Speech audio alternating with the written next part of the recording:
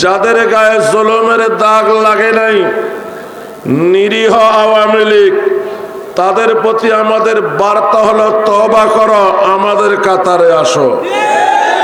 ওই নাম দিয়া চলা যাবে না। আওয়ামী লীগ, যুবলীগ, ছাত্রলীগ, শ্রমিক লীগ, কৃষক লীগ, হাতুড়ি League, helmet League, ISKCON League, Hindu League, answer League, সর্বশেষ সাদ লীগ, কোন লীগ চলতে দেওয়া হবে না। শুধু একটা লীগ চলবে, তাবলীগ।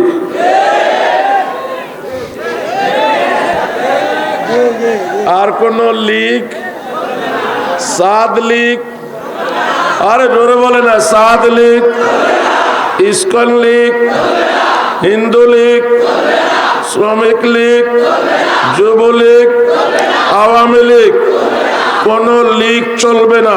আজকের পরে লীগ শব্দ যে উচ্চারণ করবে, জিহ্বা টেনে ছিঁড়ে ফেলতে হবে। কে কে রাজি আছেন হাত দেখাও।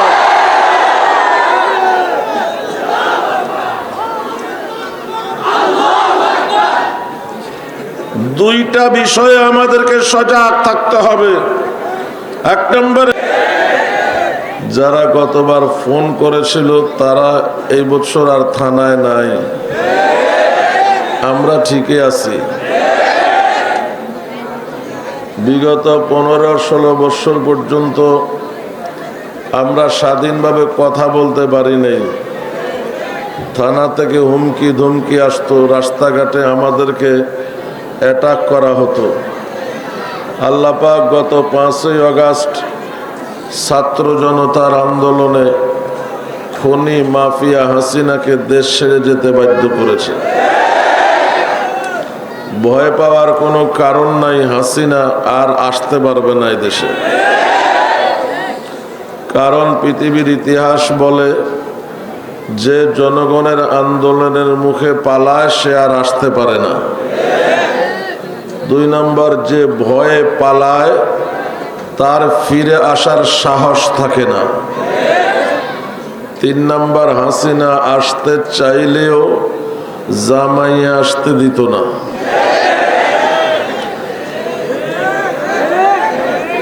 এটা আমরা বলছি না, তারাই বলতো। বাংলাদেশ ভারত স্বামী স্ত্রীর সম্পর্ক, তো বুঝতেই পারতেছেন স্ত্রীকে স্বামীকে। 2010 সালে আমি আমার এক বক্তৃতায় বলেছিলাম, 1971 সালে হাসিনার বাপ এদেশের জনপ্রিয় নেতা ছিল, কিন্তু 1975 সালে এই নেতার জানাজা পড়ার মতো মানুষ পাওয়া যায়নি। হাসিনাকে বলেছিলাম, তুমি তোমার বাবা থেকে শিক্ষা নাও, যদি ধর্ম বিরোধী কর্মকাণ্ড থেকে বিরত না থাকো, তোমাকে এদেশে দাফন করার মতো মানুষ পাওয়া যাবে না। আজ আমার কথাটা সত্য হতে চলেছে, কারণ হাসিনা এদেশে মরবেও না, আমাদের তার দাফনে যাওয়া লাগবেও না। আপাতত যা বোঝা যায়, জামাইয়ের কোলেই মরব। এখন দেখার বিষয় পড়ে না গাড়ে, বুঝেন নাই? তারে সেখানে আগুন দিয়া পোড়ায় না মাটিতে গাড়ে, এটা দেখার বিষয়। কারণ তার চরিত্র 2 দিকেই আছে। মক্কা মদিনায় গিয়া পট্টিও বানত, আবার দিল্লি যাইয়া তিলকও মাখত। ভয় পাচ্ছেন এখনো? হাসিনা আবু জাহিলের চেয়ে খারাপ, আবু লাহাবের চেয়ে খারাপ। প্রমাণ ছাড়া কোনো কথা বলি না। আবু জাহিল মক্কার প্রতিটি গোত্র থেকে একজন একজন শক্তিশালী যুবককে বাছাই করেছে নবীজিকে হত্যা করার জন্য। কথা বলেন, জানেন না ঘটনা? সালাক্ত প্রতিটি গোত্র থেকে একজন করে নিয়েছে, যাতে নবী হত্যা হওয়ার পর কোন গোত্রের নেতা নবী হত্যার বিচার দাবি করতে না পারে। তো আবু জাহিল তাদেরকে গাইডলাইন দিয়েছে, খবরদার নবীর বাড়িতে রাত্রে হামলা চালাবা না, সকালে নবীকে ধরবা, রাত্রে কথা বলেন রাত্রে হামলা করবা না। এটা আবু জাহিলের চরিত্র। আর হাসিনার চরিত্র হলো রাত ৩টা সড়কের সকল লাইট বন্ধ করে ঘুমন্ত জিকিররত তাহাজ্জুদরত ওলামা তোলাবা জনতার উপরে ২.৫ লক্ষ বুলেট চালিয়েছে। তাহলে বলুন, এই হাসিনাকে আবু জাহিলের সমান বলবেন? সমান বলবেন?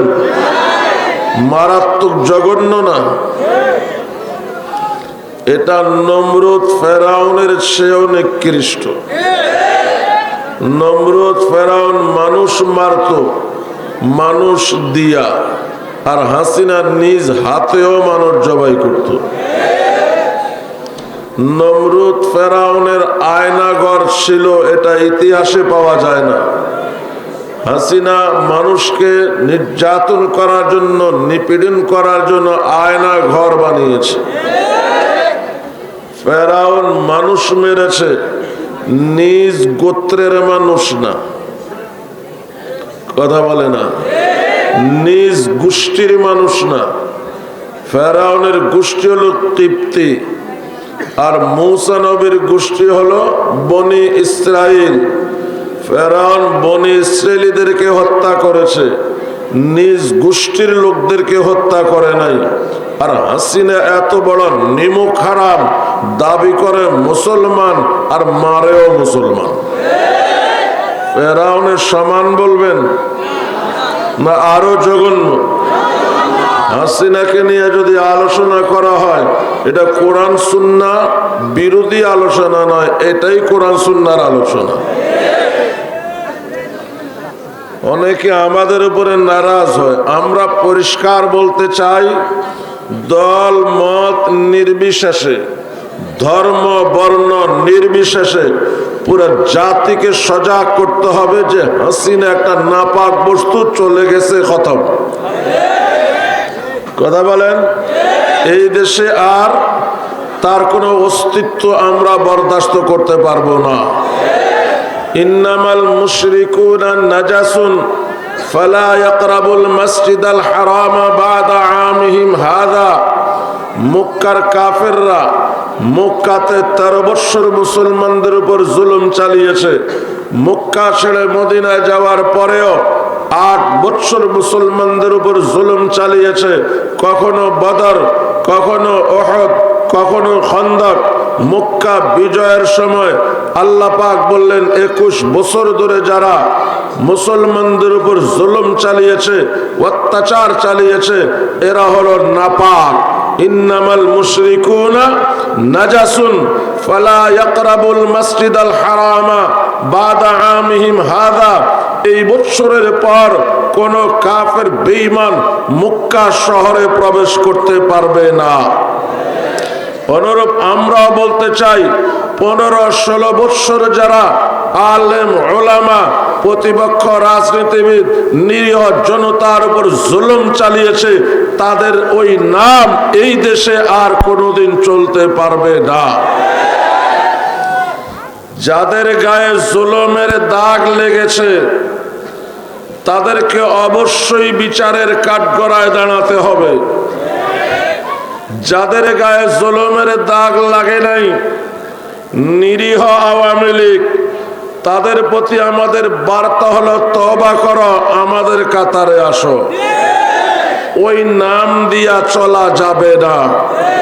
আওয়ামী লীগ, যুবলীগ, ছাত্রলীগ, শ্রমিক লীগ, কৃষক লীগ, হাতুড়ি League, helmet League, ISKCON League, Hindu League, answer League, সর্বশেষ সাদ লীগ, কোন লীগ চলতে দেওয়া হবে না।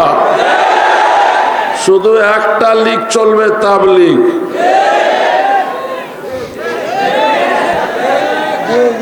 আর কোন লীগ, সাদ লীগ, আরে জোরে বলে না, সাদ লীগ, ইসকন লীগ, হিন্দু লীগ, শ্রমিক লীগ, যুবলীগ, আওয়ামী লীগ, কোন লীগ চলবে না। আজকের পরে লীগ শব্দ যে উচ্চারণ করবে জিহ্বা টেনে ছিঁড়ে ফেলতে হবে। কে কে রাজি আছে হাত দেখাও।